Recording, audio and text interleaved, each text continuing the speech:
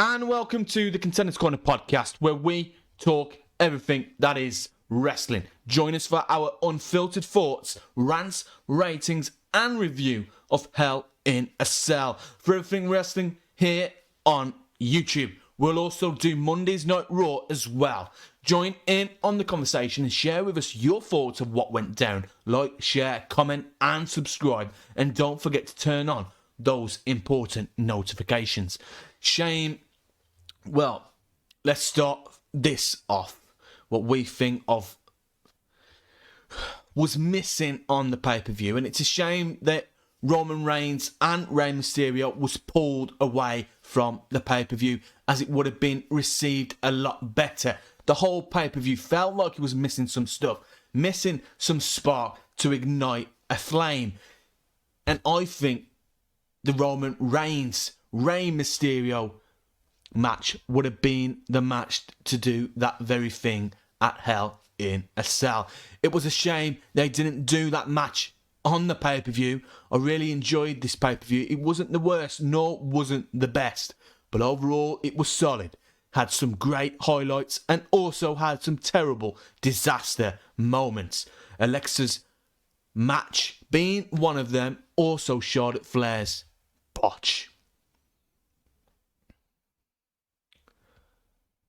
Just guys, please don't go away. We've got members of FCW who are going to be joining us here on this video, and they will be doing a short video of their take of what they thought went down at Hell in a Cell, their honest opinions, and you will hear their take shortly in this video. We've also got a popular YouTuber as well, known as Rated R For Rasslin, and he will be giving us a short message of what he thought what went down at Hell in a Cell.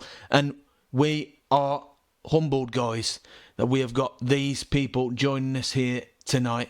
It's our first ever video where we've incorporated other people and collaborated with other people here on YouTube, and it's absolutely a fantastic moment for the Contenders Corner podcast, and it feels like a show now, guys. It feels like an actual show, and we thank you guys for your support and your ideas that you keep bringing to us over on Twitter and over across our social media, and we thank all the members.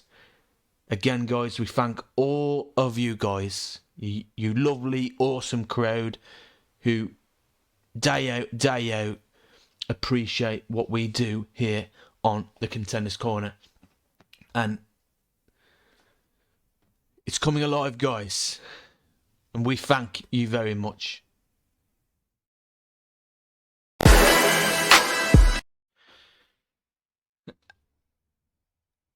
Bayley versus Bianca Belair. Of course, modern day Hell in a Cell matches aren't as violent and brutal as they once were, and it's not fair to judge this on that level, as it would be underwhelming in comparison to The Undertaker versus Mankind at King of the Ring 1998. As far as this era is concerned, though, this was actually solid.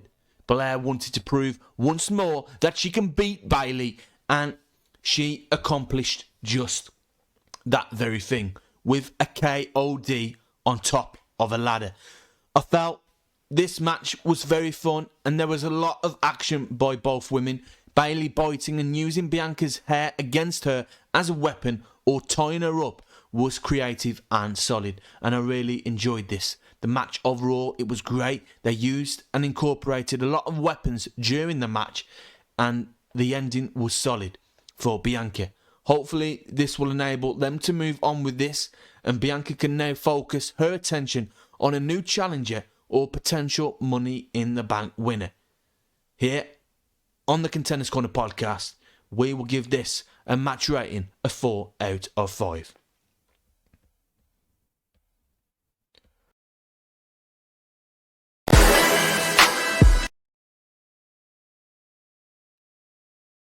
And Cesaro versus Seth Rollins.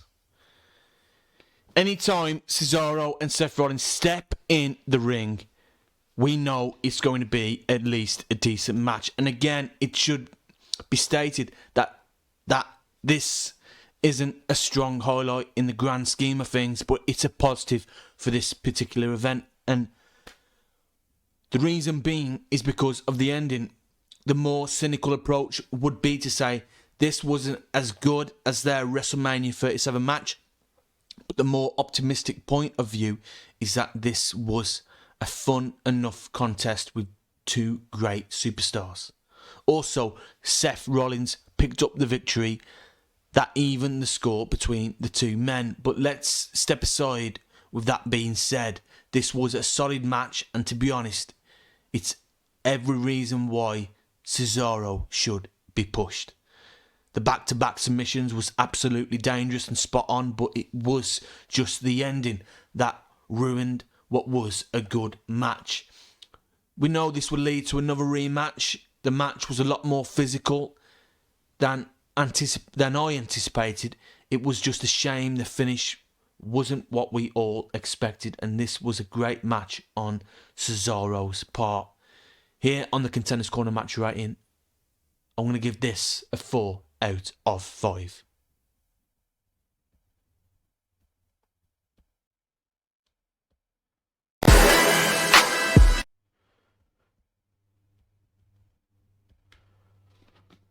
And then we go into Alexa and Shayna. Baszler. Well, this was absolutely terrible. And I gotta say, not even Alexa hypnotising Nia Jax and slapping Reginald could have saved this match.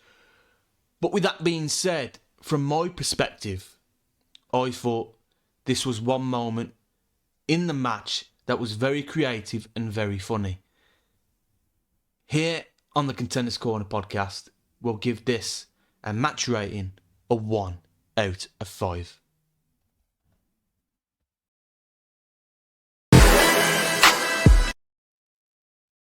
And then we move on to Kevin Owens versus Sami Zayn. And there hasn't been one match with these two that you just can't help but watch. This match was impressive. It felt real as they both just tore into each other with back-to-back continuous action. I loved the match from start to finish. Both of these men can work very well together and deliver a fantastic match. Great from both these men. And I thought this was a highlight of the pay-per-view. What a brilliant show of TV. I felt every moment of this match and I was glued and fixed on the action. This should have been one of those matches, from my perspective, that should have been a Hell in a Cell match. Here on the Contenders Corner podcast, I will give this a 4.3 out of 5.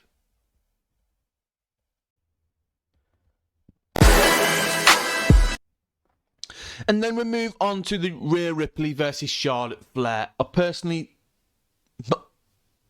personally didn't enjoy this match at all. It just felt like a repeat of the last pay-per-view.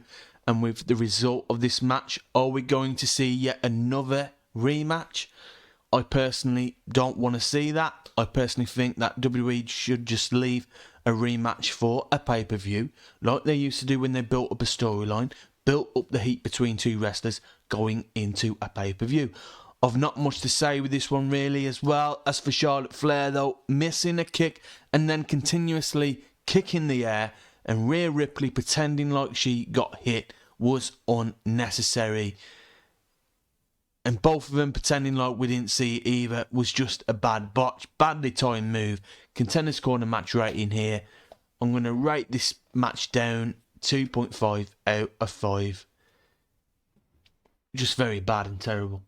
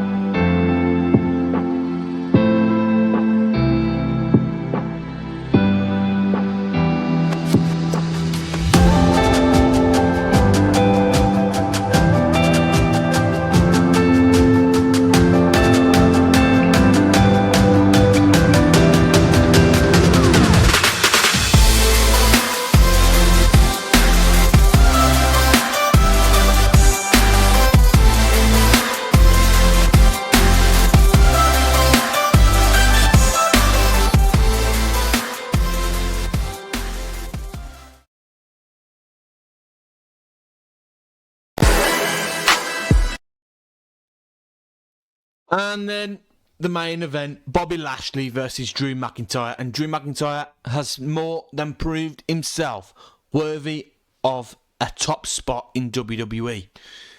And Bobby Lashley has been equally dominant in his own right. The tale told here was that the Scottish Warrior needed to keep things one-on-one to reclaim the title. But MVP touched on one point on the bump, that why did Drew McIntyre need a rematch after rematch after rematch, where Bobby Lashley was put to one side and waited 12 months to get an opportunity to face Drew McIntyre. And I thought that was absolutely bang on point. And in fact, McIntyre had the match won at one point. Had the referee not been taken out, he would have been crowned. However, the Scots call for a new official also allowed MVP into the cage. That was a fatal error that allowed Lashley's associate the opportunity to interfere and cost McIntyre the win. What a fantastic onslaught, though, of two men just beating the hell out of each other. This was impressive, and I felt the story they were displaying. Back and forth action from both men. Both men went nuts at one point on each other. They incorporated a lot of weapons into their match, which I felt was a fantastic and creative move. But the only thing I felt was a letdown was the fact both men didn't incorporate or use the cell to their advantage, which I felt it felt more like a hardcore match but in a cell. I love hardcore matches, but I was expecting cage doors being ripped off, or Drew or Bobby being sent through a panel, or both men falling off the cage into a table. But it is what it is. Here on the Contenders Corner podcast, though, I will rate this a 4 out of 5. And now for that surprise. And it is a fantastic opportunity. And here we are going to move on. And I am gladly going to present our first guest from AOW on YouTube.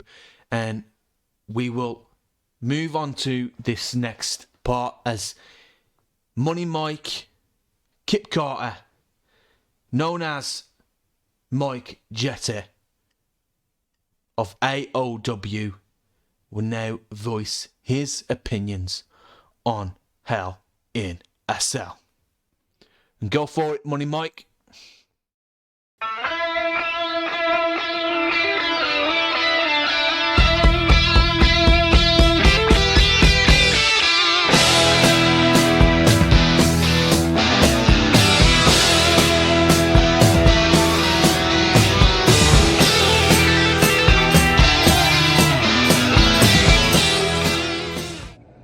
What's up, Review Geek 3000? It's your boy Mike Jeter, aka Money Mike, aka AOW Wrestling owner, aka Kip Carter, the voice of AOW Wrestling, here with my live Hell in a Cell review. I thought that Mandy Rose and Natalya gave a terrific performance on the kickoff show. I think possibly Mandy Rose's best match in the WWE. Belair versus Bayley, it was okay, a little bit predictable. I think everybody knew Bianca was coming out of that match victorious. I don't agree with them pretty much burying Cesaro in favor of the very stale Seth Rollins. I did think Kevin Owens and Sami Zayn beating the absolute hell out of each other was fantastic television. Still a couple more matches to go. I think it was a big mistake moving Roman versus Rhea from Hell in a Cell to SmackDown. Even though it was pretty entertaining on SmackDown, it just left the pay-per-view feeling like it was missing something. I'm going to check these last two matches out. We got Rhea Ripley coming up, and I believe that's going to be followed by Lashley versus McIntyre in the cell. So I will hit you back a little later and let you know my thoughts on those two matches. Peace out. Make sure you subscribe to Review Geek 3000, the best reviews on the fucking planet. What's up, Review Geek 3000? Money Mike here. Speaking of the Charlotte Flair and Rhea Ripley match, I mean, I saw a lot of spots that were just downright sloppy. I know everybody saw the kicks that Charlotte was doing from a mile away that were apparently connecting. That's bad. It's almost like the product's getting so bad that the wrestlers don't even care anymore. And then to end it with a disqualification finish, always trying to protect Charlotte Flair. I mean, Rhea deserved that win fair and square. I know she's back and forth, heel, good guy, but all the emotions she showed earlier this year, I felt like that was really her time to push. And I think it's really time WWE considers an all-women's brand. It almost feels like the creative team is kind of forcing their hand to try to make these shows half women, half men. And I think the women would be able to shine much better if they had their own brand, their own division, and more storylines could develop on the other shows. But that's just my opinion. I think the women's wrestling movement is great. I just think it's time for them to evolve and get their own brand. And of course, you'd still have crossover between the men's and women's brands from time to time. But that's my thoughts on it. And that was the owner of AOW, Money Mike, to deliver his thoughts on the pay-per-view Hell in a Cell. So yes, guys, please go over to AOW and subscribe over there. He is a EFED, and that is AOW over on YouTube. And you can catch his shows on YouTube every day, guys. He drops fantastic content every day. He is an EFED. Go check him out.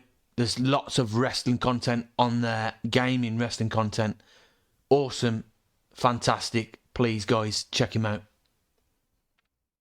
And then we move on to our next guest, and that is Jono from UKWA. Thank you for joining us, Jono. You can now take over.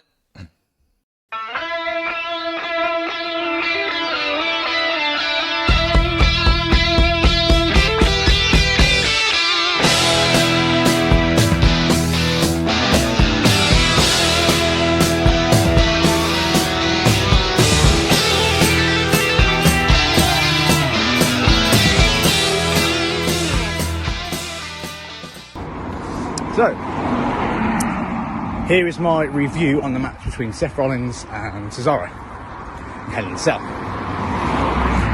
Overall, pretty damn fucking good. Out of a 10, I'd give it a good 8. Like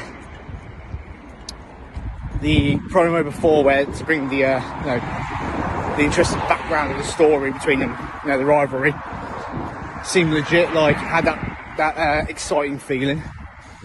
And putting Cesaro out due to injury, then turning up on Bailey's talk show, the good old knock knock, or the ding dong, sorry. It just made it exciting. But the match in general with the two guys, again, I can't fault it really. I don't think there's anything kind of bad.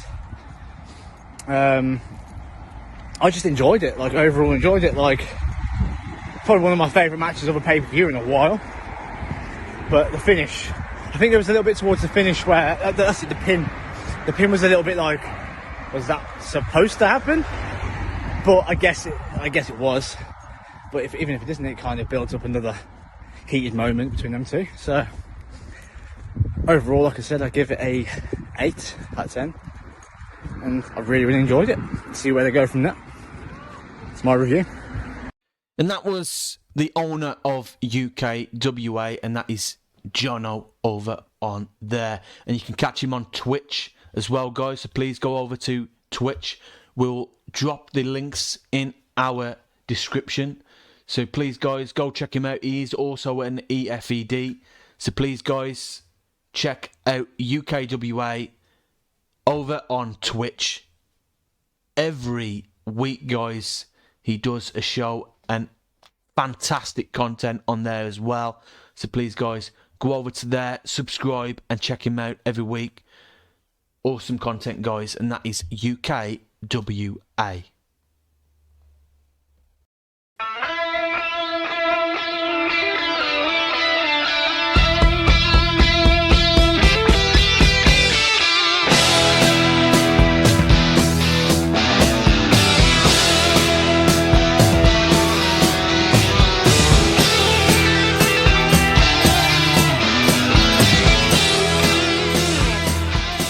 This next guest didn't want to appear visually, guys, as he's a bit camera shy, but he has delivered a audio of his rundown of the pay-per-view itself and of the match that I asked him to review.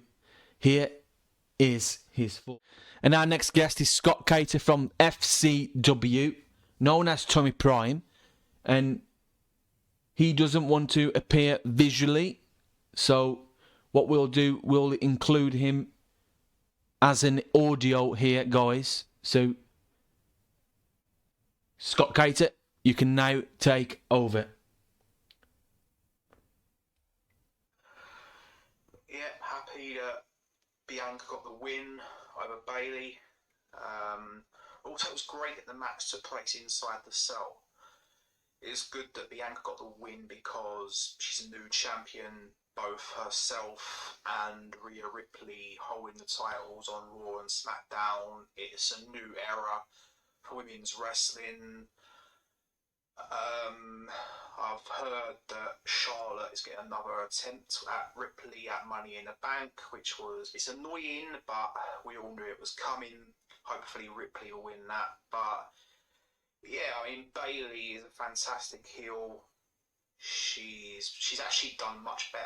I thought she'd actually be bad as a heel, but her heel work has been fantastic. So yeah, it was good because it's now got Bianca.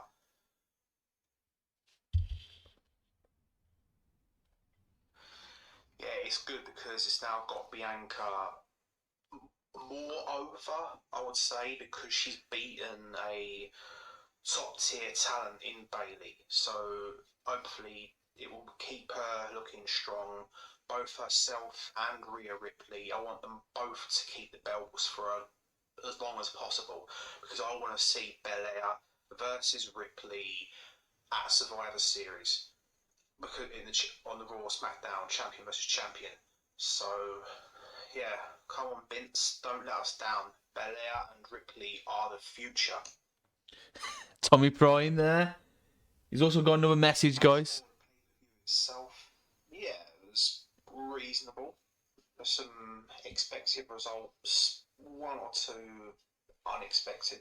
But yeah, hopefully now that Drew has lost his last chance, to see some more different challenges. I've heard that Kofi's getting a shot at Money in the Bank, which is fantastic. So yeah, I just want a bit more variety, maybe, in the stuff they do, not just the same old people all the time. But yeah, reasonable show. I've heard some good feedback, some bad feedback, but I suppose it's all subjective at the end of the day. I mean, yeah, so hopefully we'll get better as time goes on. And that was Scott Cater of FCW. And please, guys, go over to FCW and check them out over on Facebook. And they record High Voltage and Satellite PWF as well every week, guys, over on Facebook. So please, guys, go over to their Facebook page at Forbidden Championship Wrestling. And that is an EFED as well over on Facebook. And please, guys, go over to there and check them out. Like, share, comment, and subscribe, and view them weekly. And now we'll move on to our next guest.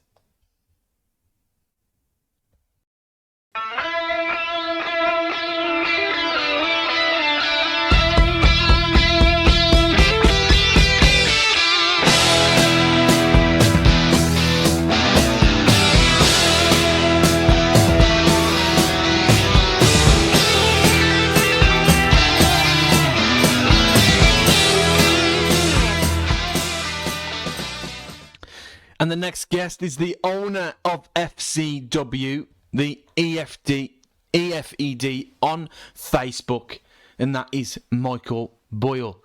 So yes, guys, check his Facebook page, Forbidden Championship Wrestling. He is the owner of FCW, the EFED on Facebook, and that is Forbidden Championship Wrestling.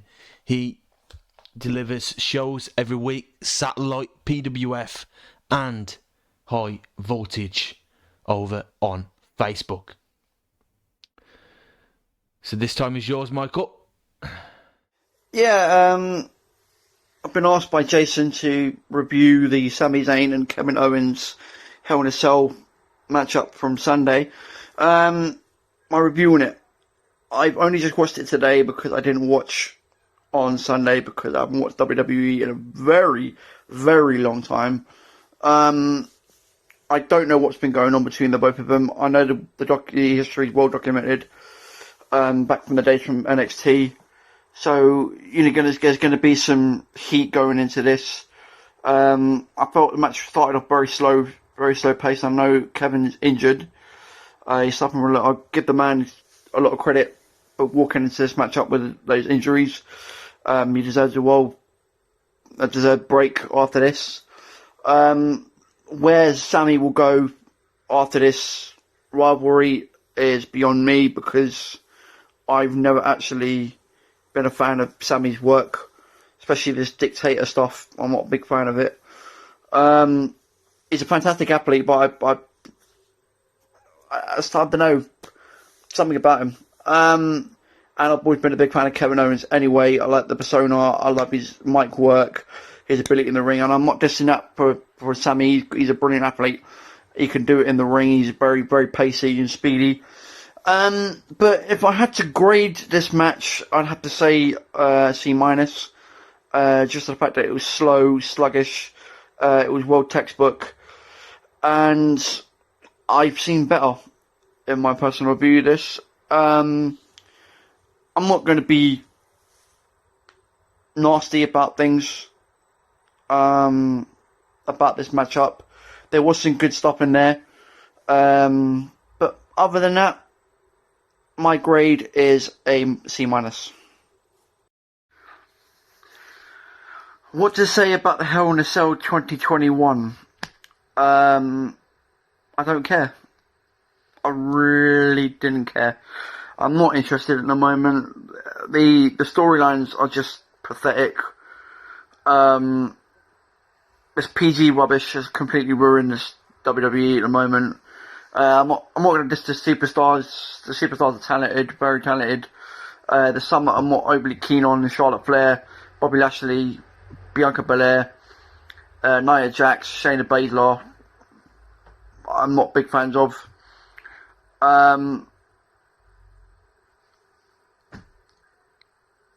I don't really want to say about it, really. Alexa Bliss, I think she deserves a title opportunity because the persona is so strong and so popular. I think she deserves a champion opportunity. She's been waiting long enough. Never see someone as overrated as Charlotte Flair to come pouncing in, because she's a fucking Flair. That she just gets what she wants. I think I'd like to see Alexa Bliss versus Rhea Ripley one day. Bayley deserves better. I think she deserves another opportunity at the championship. Natty, I think Natty and Tamina are incredible. Congratulations to them on the tag team titles run at the moment. No disrespect to Mandy Rose and Dana, I'm 2 fans of them as well. But if I had to grade the pay-per-view, I'd say B, because again, I don't care. If I had to watch one match, I'd probably have to say match 3, which is Seth Rollins and Cesaro. And the only bit I was upset about was the fact that they removed the Universal Championship from the card. It was good that what Scott Cater was touching on there, and he to be honest, guys, Scott Cater was very honest in his thoughts about WWE with how they're continuously using the same people in their matches week after week, and I agree with him. I totally agree. They need to move on, get more creative, and do things better. Like I said during this review, it feels like now it's just getting boring. I feel like I've been locked in the Hell in the Cell for 6 to 7 weeks with their repetitive shit, boring content, rematches after rematches, which they could have done a rematch. They could have built up towards a rematch and had the rematch at a pay-per-view. And I feel like they used to do back in the day, where they used to build up the story and then a rematch was kept for a pay-per-view, because it was built up for the coming weeks into a pay-per-view. And I feel that they should do the same thing. They should learn from the past and incorporate that in today's era. And they don't need to be extreme. No. They should incorporate with leaving a rematch for a pay-per-view. Also, for what Money Mike was touching on, I feel like, at some point they should think about creating a women's division, creating a women's brand, just a women's brand, like a women's show, so that the women could excel. Like, it felt like it's half women, half men pay-per-view, but then would there be too much wrestling? Would there be too much wrestling on the card for people to catch up? You would have the women's show, you would have the men's show, then you would have AEW, then you would have Impact, then you would have WWE's pay-per-views, then you would have AEW's pay-per-views, then you got the new Rampage just coming around the corner. I think it would be a good idea to have a women's brand, but then it would be too much for a viewer to catch up. To be honest, you can't get any real than that. And to be honest, guys, Michael's thoughts on WWE at the minute, in some ways, I've got to agree, guys. In some ways, I've got to agree, because the card felt so repetitive. It felt like it was just rematches. Just a whole load of rematches that we've already seen in the past 6 weeks.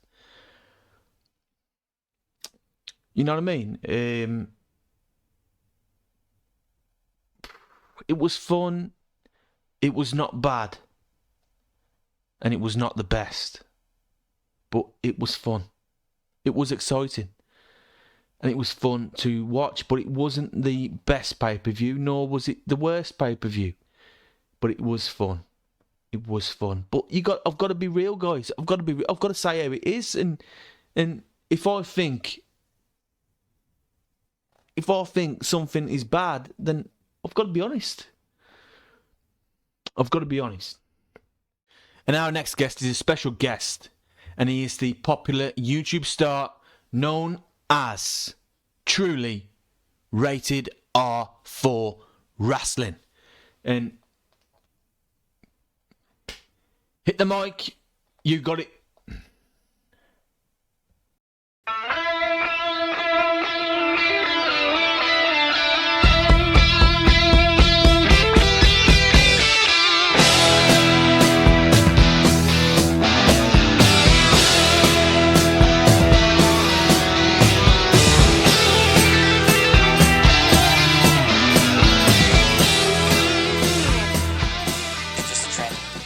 Cell was a decent pay-per-view, mostly just a transitional pay-per-view to get you from now to Money in the Bank, then to SummerSlam. I feel like they missed out on the big surprises, especially at the end with Bobby Lashley celebrating. I think they should have teased something for the future for SummerSlam to get you hype for SummerSlam with tickets going on sale.